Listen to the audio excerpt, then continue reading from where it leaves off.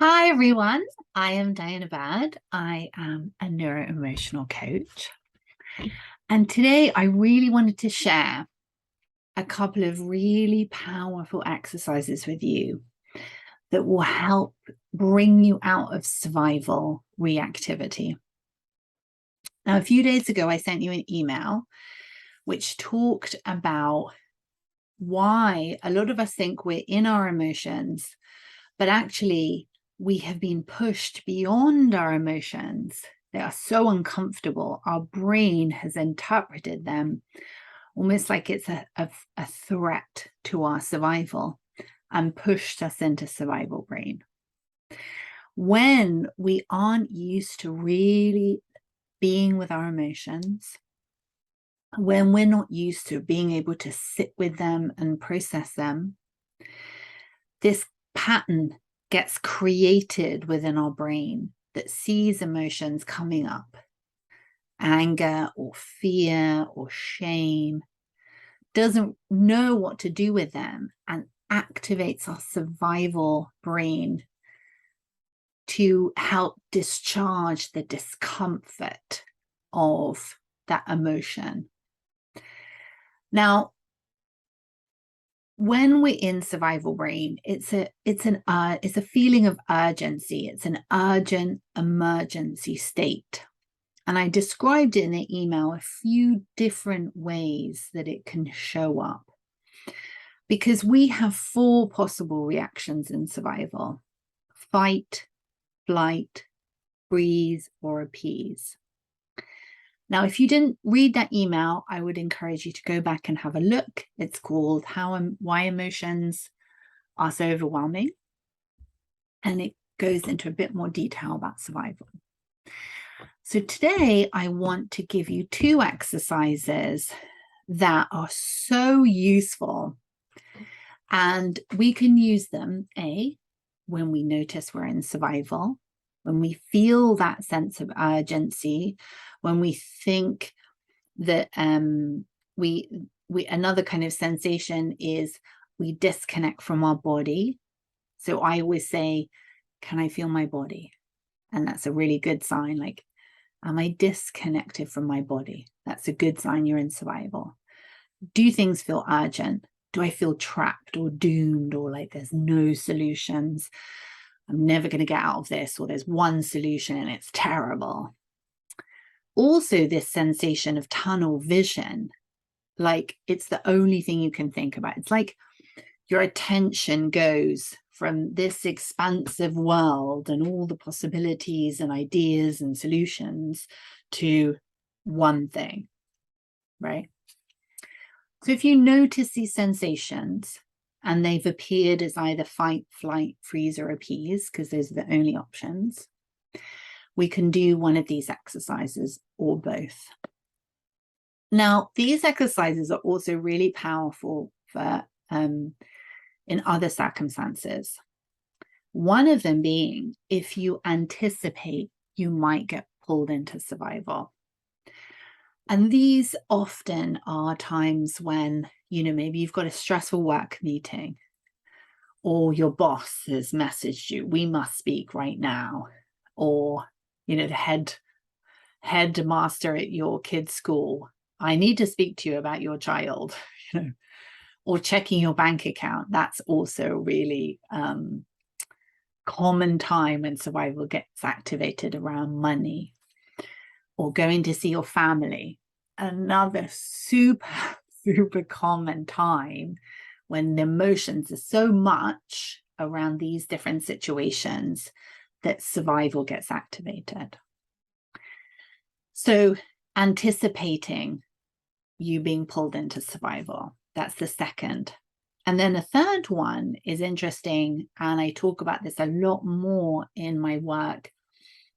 When you notice somebody else that you're with has gone into survival. So your kids, your partner, even somebody you're sitting next to on the tube or a bus, your boss, a colleague, your friend. Because when you start to see the world in these ways, when you start to see that emotions are often too much for a lot of us, and how often survival gets activated in our own lives, we start to see how it's so frequently activated in other people's. And when you think about your family, often you get a mix of survival reactions. You know, there'll always be somebody who's appeasing, there's always someone who's shutting down, there's always someone who's fighting, either very aggressively and shouting or in a kind of like lawyer-like fashion, you know, very sounds calm, but you can tell by the way that they're kind of going for you that they're not calm. And there's no way you're going to win the argument. Or someone who's running away, like they're either running away as in they're leaving, or they're like, I'm not dealing with this, I'm not dealing with you, and they're like watching TV, or I've got to work, I've got things to do, and they're disengaging. So, you know, you start to see how often other people are in survival. So in these like 3 circumstances, you can use these exercises as a way to signal your brain, this is not an emergency. I'm having feelings. It's okay. I'm not being chased by a predator. The house isn't burning down. No one's going to hospital, right? So we need to tell our body, or tell our brain, we're safe. We're safe. Everything's okay. So the 2 exercises I'm going to describe, one is called the regulating breath. And if you've been on my newsletter for a while, you'll have known that I mention this all the time. It's one of the favorite exercises that my clients use. I use it all the time. I was using it last night with my daughter, who had a nightmare, and she was using it as well because she woke up very frightened. So we used it then. I use it when I know I'm heading into challenging situations with other humans. It's a really good all-round one, and you can use it anywhere. Like, you know, you're sitting in a meeting, you can use it.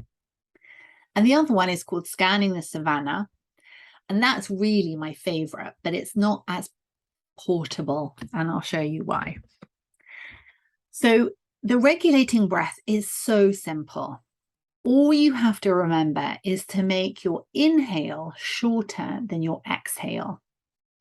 And what that does is the exhale turns on your parasympathetic nervous system, which is your rest and digest part of your nervous system.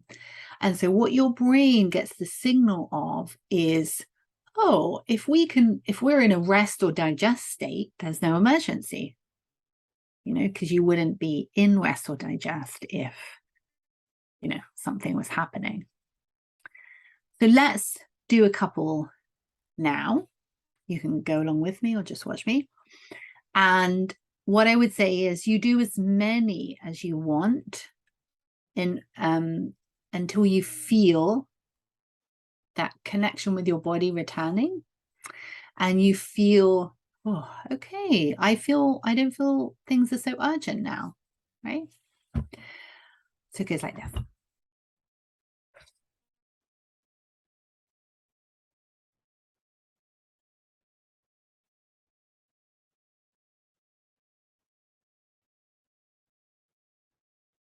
You can close your eyes if you like, or just keep them open.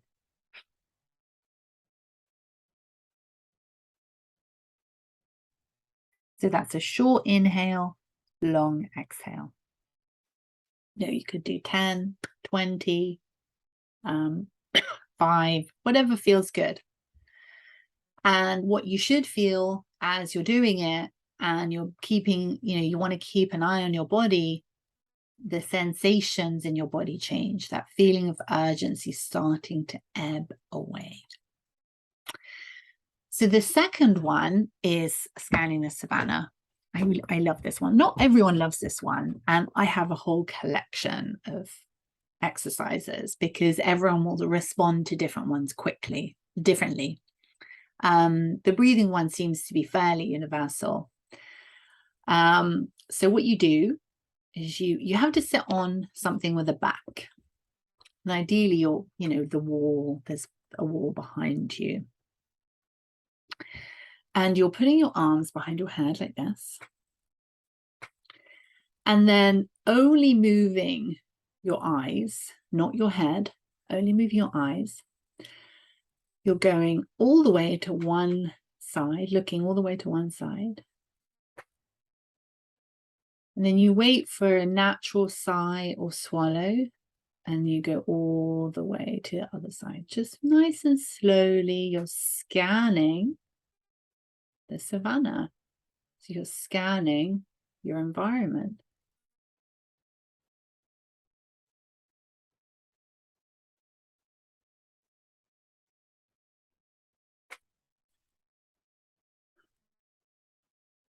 Now, if you don't have a natural sigh and swallow, and sometimes when we're thinking about it too much, we can be like, where's the sigh? Where's the swallow? It's not happening.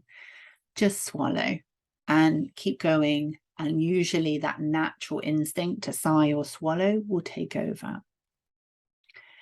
So you're moving your eyes just back and forth, and you do it for as long as you want. And then you will feel like a kind of, I always get the sensation of like an injection of calm. I just feel like a surge of like, ah. I am not being chased by a lion. Yes, there's complications in my life and emotions and all kinds of things, but there's no emergency, right?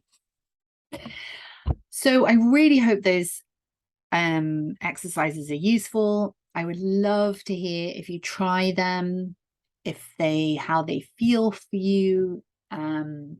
Feel free to do them as much as you want. And then the next part of the process is working with our emotions, because as I mentioned, the reason we get pushed into our survival brain is because we really struggle to know what to do when big emotions arise.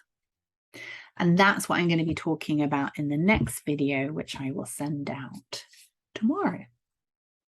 Any questions, let me know. And thank you so much for watching. Take care.